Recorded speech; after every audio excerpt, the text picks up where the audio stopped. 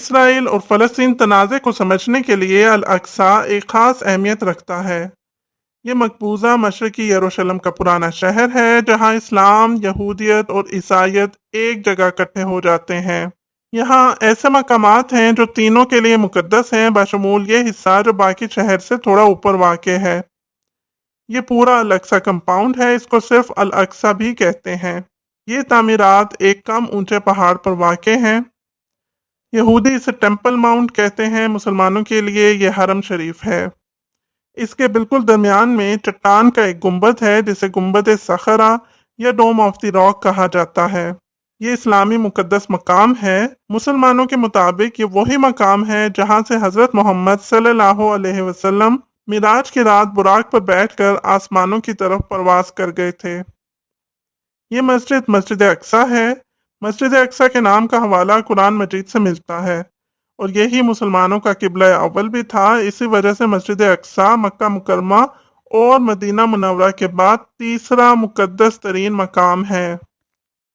عیسائیوں کا عقیدہ ہے کہ حضرت عیسیٰ علیہ السلام جب واپس تشریف لائیں گے تو یروشلم یعنی الاقصی ہی وہ مقام ہے جہاں سے وہ عیسائیوں کے تمام عقائد بشمول صلیب کی تصدیق کریں گے، اور یہیں کسی زمانے میں توریت بھی محفوظ کی گئی تھی۔ یہودیوں کا عقیدہ ہے کہ یروشلم ان کے مسیحا کی آمد کا مرکز ہے، جس کے بعد ان کے سنہری دور کا آغاز ہوگا اور وہ وہیں سے ساری دنیا پر بیٹھ کر حکومت کریں گے۔ اسی جگہ ہیکل سلیمانی بھی تھا جس کو پہلے بابل کے لوگوں نے تباہ کر دیا تھا، اور پھر جب اسی جگہ دوسرا ہیکل تعمیر کیا گیا تو اسے بھی رومیوں نے تباہ کر دیا تھا۔ یہودیوں کی تعلیمات کے مطابق اسی پہاڑ پر مسیحا کے آنے کے بعد تیسرا ہیکل تعمیر کیا جانا چاہیے۔ حرم شریف جسے غیر مسلم ٹیمپل ماؤنٹ کہتے ہیں، یہ خاص طور پر مسلمانوں کے لیے عبادت گاہ ہے، جبکہ یہودیوں کے عقیدے کے مطابق ٹیمپل ماؤنٹ خدا کی موجودگی کی جگہ ہے، تو اس کو اتنا مقدس سمجھا جاتا ہے کہ یہودی قانون یہودیوں کو اس کے اندر داخل ہونے یا عبادت کرنے سے منع کرتا ہے، لہٰذا یہودی اس کی مغربی دیوار جسے دیوار گریہ بھی کہتے ہیں اس کے باہر عبادت کرتے ہیں۔ وقف ایک اسلامی ٹرسٹ ہے جسے اردن چلاتا ہے۔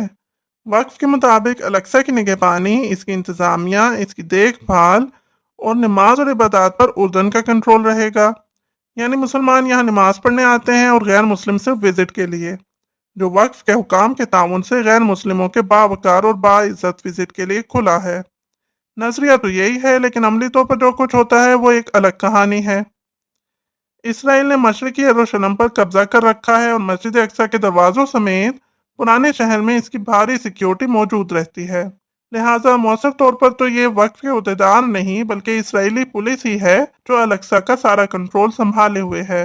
اسرائیل نے کنٹرول حاصل کر کے یہودیوں کی بڑھتی ہوئی تعداد کو اس مقام تک رسائی کی اجازت بھی دی اور طے شدہ معاہدوں کے خلاف ورزی بھی جاری رکھے ہوئے ہے۔ مثلاً مسلمانوں کی عبادت پر پابندی ایک ایسی چیز ہے جو اسرائیلی قبضے میں اکثر عائد کی جاتی ہے۔ اب نئے انتظامات یہودیوں کو ٹیمپل ماؤنٹ میں عبادت کرنے کی اجازت دیتے ہیں، حالانکہ ان کا اپنا مذہبی قانون ان کو وہاں عبادت کرنے سے روکتا ہے، لیکن اب وہاں عبادت کو یہ لوگ قومی فتوحات کے طور پر لیتے ہیں، جبکہ پوری دنیا کے مسلمان اس چیز کو اس مقام کے تقدس کی خلاف ورزی قرار دیتے ہیں۔ اس سب کے پیچھے اسرائیل کے انتہائی جانے مانے گروہوں اور مذہبی انتہا پسندوں کی بڑھتی ہوئی طاقت ہے۔ مثال کے طور پر ٹیمپل ماؤنٹ تحریک جو کئی دہائیوں سے چل رہی ہے، جو اب باقاعدہ طور پر اقتدار میں بھی شامل ہیں، اور اب ان کا نیا نظریہ ہے کہ الاقصی میں یہودیوں کی رسائی کو محدود کرنے والے انتظامات نسل پرستانہ ہیں، اسی لیے یہودی اب ٹیمپل ماؤنٹ پر ضرور جائیں گے۔ ان کا نقطہ نظر ہے کہ ہم تمہارے مہمان نہیں تھے، تمہارے مالک تھے، اور اب ہم تمہیں یہ دکھائیں گے کہ ہم تمہارے مالک ہیں۔